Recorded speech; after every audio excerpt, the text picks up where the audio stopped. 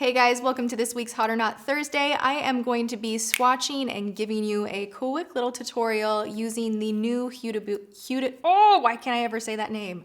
Using the new purple toned, which you guys know I love that, Huda Beauty Desert Dusk palette, and the packaging just really caught my eye, A. B, I know there has been a little bit of controversy regarding the initial palette that she launched, this one right here. I did a WTF on this, kind of going in, not swatching, not trying, not playing, and doing a first impression and giving you like a full day wear. I will link that below. This is the textured eyeshadow palette, and you guys know I recently did a palette clean out, and I talked about really loving this, that I was keeping it. A lot of people didn't like it, and a lot of people did like swatches showing how awful it was and this and that. And to be honest, it freaked me out when I saw that online, but then trying these shades on my eyes, I really like it. I'm not being paid to say good things about this. I just genuinely like it. I reach for this a lot. I love the look that I created when I did this video, and I just find that these are colors that blend on my eyelids really well. I really like them. I happen to love these kind of chunky metallics. I always use a glitter glue or use them foiled with a setting spray or something like that. So I never have a huge issue with the textured bits like falling everywhere, and I just really enjoy this palette. So I had high hopes for the next one, and I really like it as well. A lot of people are complaining that these are too similar, and there are a few shades that are in the same tone. The one that jumps out to me the most is the shade Man-Eater, and then you have Saffron. And these are similar, but there's still a difference in the depth and tone, and they do blend out a little bit different. One's darker, one's a little more of a fluff out type of a color. So those were the only two that really in my mind are like, oh, those are the same. They do have different tones and pigmentations on the ones that you might be eyeballing going, oh, those are the same color. They're not. I actually appreciate things in both of these palettes. Do you need both? Probably not. It depends like what kind of colors you go for.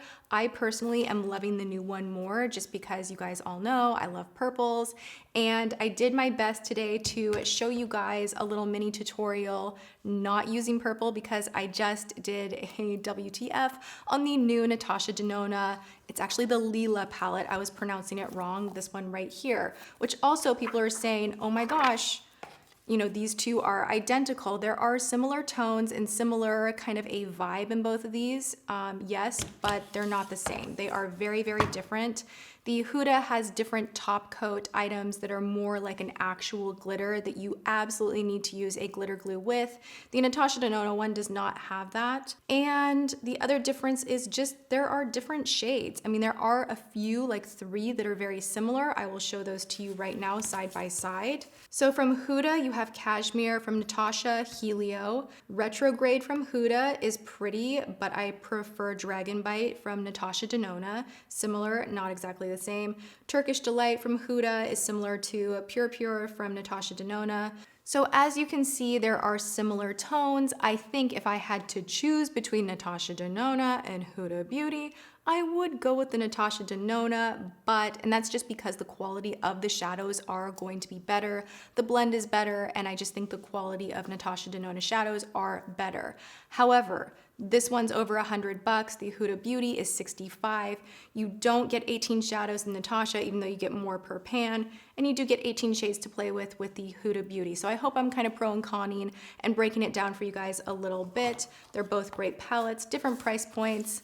And I think, you know, you'd have fun with either, but you probably don't need both. Unless you're crazy like me and you just have to play with all the makeup in the land. So what I'm wearing on my eyes right now, I want to kind of break down for you guys. It was a pretty simple look. It did require a lot of blending, but the nice thing is these colors do blend into one another really, really well. I've never had a problem, you know, with them being choppy or not fading out into each other. They just, I don't know, all the complaints that I've heard people have about this, I haven't personally experienced, and I really like the look that I'm wearing. So I'm gonna break it down for you guys. I took the shade Desert Sand on a fluffier brush all over my eyelid just to create a nice base so colors would not be skipping, so that they would be better blended, because I knew I was going in with a lot of color and that I would ultimately be laying down glitter. The next thing I did was take a nice big fluffy brush and work Eden into my high crease to create a nice transition. And for me, because my eyes are slightly hooded, I really focus that color all the way almost up to the brow bone. It's a very light shade that I know I'm going to be putting a darker one right on top of. So we're just going like lightest to darkest to deepest to the outer corner, and that was kind of the way I worked this palette. I took MAC 224 and I took the shade Amber. Now this I just focused in the lower crease. I didn't go up at all. I just focused kind of going straight into the crease, back and forth, and this blended out so beautifully. I really love this shade. Then I took this deep chocolatey shade and I put this on the outer edge of the crease, not quite all the way in, just to about where my pupil is, and really blended back and forth. I switched up brushes and I laid the same color down flat on the outer corner. I worked similar colors on the lower lash line, just kind of gave a nice blend and wanted to frame the eyes a little bit better. And then we had some fun. Now this shade right here, I think could potentially give people a lot of problems, because if you open this up and dig your finger into it dry, you're just gonna be like picking up chunky, like it's just chunky glitter everywhere. So I get that a lot of people are like, ew, I'm having such a hard time with this. But if you use a glitter glue or a sticky type of a base and go right on top of that, and instead of using a back and forth motion, you actually press the product in, you're gonna have an easier time. So I then took my finger, I pressed a glitter glue all over the area I wanted to be very glittery, about half of the lid. And then I took the same finger, grabbed Cosmo, and I pressed and pressed and pressed and pressed. And it turned out beautiful. This has not fallen all over my face. I'm not having fallout everywhere. You know, there are a couple little specks of glitter here and there, but that's gonna happen no matter whether you use a loose glitter or, you know, even like a mixed up Stila Magnificent Metals. Like sometimes you'll have a little bit of flaking and it's kind of unavoidable, but I don't let that stop me from using glitter at all. I just try to minimize the problem as much as possible, and I didn't have much of an issue with Cosmo at all. The one shade that I had an issue with was Retrograde. I just don't think that it, like I'll show you right here, it just does not do enough for me. The color itself is not enough of a kick. I'm gonna do a few arm swatches for you and then we'll do more close-ups. They swatch out nicely. I like it. This one right here, Nefertiti, this has such a kind of blingy vibe to it. This one you definitely want to use a glitter glue with, even though it doesn't look like it. It has bits of little teeny tiny microspecks of gold. The shade Angelic is in both the first and second palette, but I think they're a little bit different. Maybe I'm crazy. I just happen to think that the first one was like darker somehow.